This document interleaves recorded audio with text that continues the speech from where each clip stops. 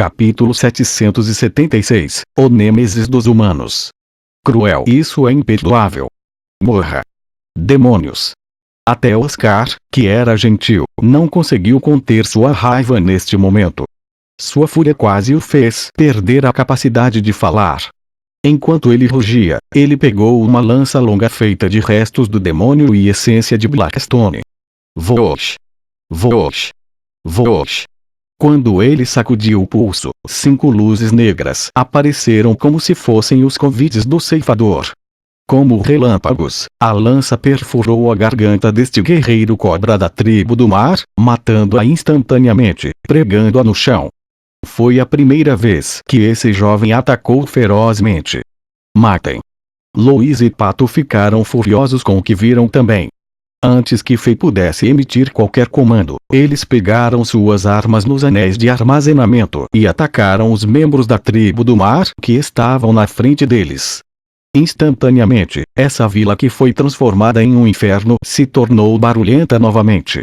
Uma série de gemidos e gritos soou, mas veio dos membros da tribo do mar desta vez. Havia cerca de 4.000 membros da tribo do mar que ainda estavam na vila e ainda não haviam retornado ao oceano. Esse número não pode ser esquecido. No entanto, a maioria deles eram membros de baixo nível e não pareciam muito com humanos. Eles mantinham principalmente as características distintas das criaturas do mar e estavam lutando usando seu instinto violento. A maioria deles não era tão poderosa. Além disso, como agora eles estavam lutando em terra, eles não podiam usar a vantagem de controlar a água. O membro mais poderoso da tribo do mar aqui era equivalente a um guerreiro de 3 estrelas.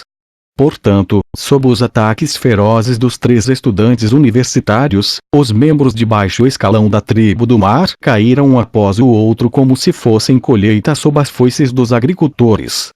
Mesmo quando alguns membros de alto nível da tribo do mar apareceram, Fei apontou os dedos e os transformou em névoa de sangue antes que eles pudessem rugir. Então, os 4 começaram a procurar pela vila, tentando ver se conseguiam encontrar algum sobrevivente. Infelizmente, não houve surpresas. Membros quebrados estavam por toda parte, assim como os cadáveres que foram comidos pela metade pelos membros da tribo do mar. Nesta vila que era como um paraíso, parecia que ninguém sobreviveu sob os ataques dos membros de baixo nível das tribos do mar. Até os animais e animais de estimação dos moradores foram mortos sem piedade. De fato, tudo que podia emitir um som foi eliminado. Gradualmente, o número de membros da tribo do mar que estavam avançando contra Fei e os 3 estudantes universitários diminuíram. Com o passar do tempo, parecia que um limite foi atingido. Os membros da tribo do mar que eram cruéis e violentos sentiram algo, e expressões frenéticas apareceram em seus rostos. Todos se viraram e correram em direção à praia mais distante. A maioria deles pulou na água como desejava, mas os que foram feridos não foram capazes de correr tão rápido. De repente, caíram na praia e seus corpos começaram a tremer como se estivessem se afogando.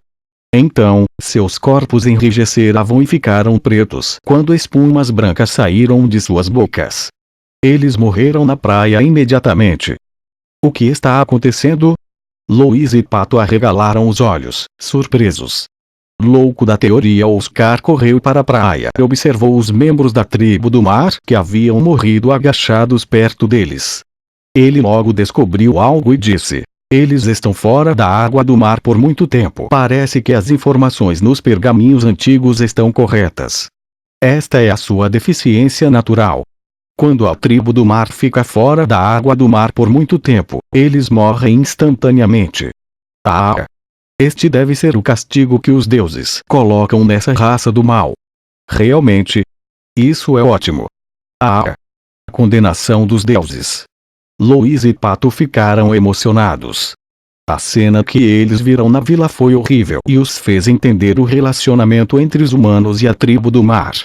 Era o relacionamento entre os caçadores e a caça. Não havia espaço para negociação e cooperação entre humanos e esses demônios que eram movidos pela ganância e sede de sangue. Neste mundo, as leis da natureza foram estabelecidas. Os açougueiros não negociavam com porcos que estavam no matadouro, os leões não conversavam com ovelhas que pegavam e as águias não conversavam com coelhos em suas garras. Ninguém estaria disposto a negociar com os alimentos que já estavam sob seu controle e não aceitaria nenhum compromisso. A tribo do mar era uma raça aterrorizante, e eles eram movidos por instinto primitivo e desejo de guerra. Se eles pudessem deixar a água do mar por muito tempo e vagar por terra, seria uma catástrofe para os humanos. Nas lendas antigas, o continente Azeroth era cercado por vastos oceanos que eram várias vezes o tamanho da Terra. Isso significava que a população da tribo do mar também era várias vezes a população de todas as raças em Terra. Eles poderiam travar guerra contra o continente e varrer a Terra com sua enorme vantagem de números. No entanto, embora os deuses tenham dado a esta raça a vantagem dos números e a capacidade de se reproduzir rapidamente, eles foram prejudicados em outros aspectos. Eles não puderam deixar a água do mar por muito tempo, e essa deficiência significava que eles nunca poderiam ameaçar as raças em terra. Portanto, os humanos ainda poderiam desfrutar da posição dominante em terra. Oscar era talentoso. Depois de observar todos os cadáveres por mais um tempo, ele chegou a outra conclusão. Quanto mais alto nível o membro da tribo do mar, mais tempo poderia permanecer em terra. Por exemplo, se um guerreiro de uma estrela do mar da tribo pudesse sobreviver apenas 3 horas em terra, um guerreiro de 6 estrelas da tribo do mar poderia viver na terra por mais de 10 dias. Talvez o Lorde da classe Sol da tribo do mar não se incomode com essa restrição inata e possa permanecer em terra para sempre.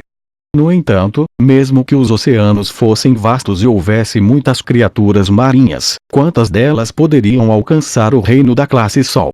Em termos de mestres de primeira linha, os seres humanos que também se destacaram em competição e destruição não estavam em desvantagem real.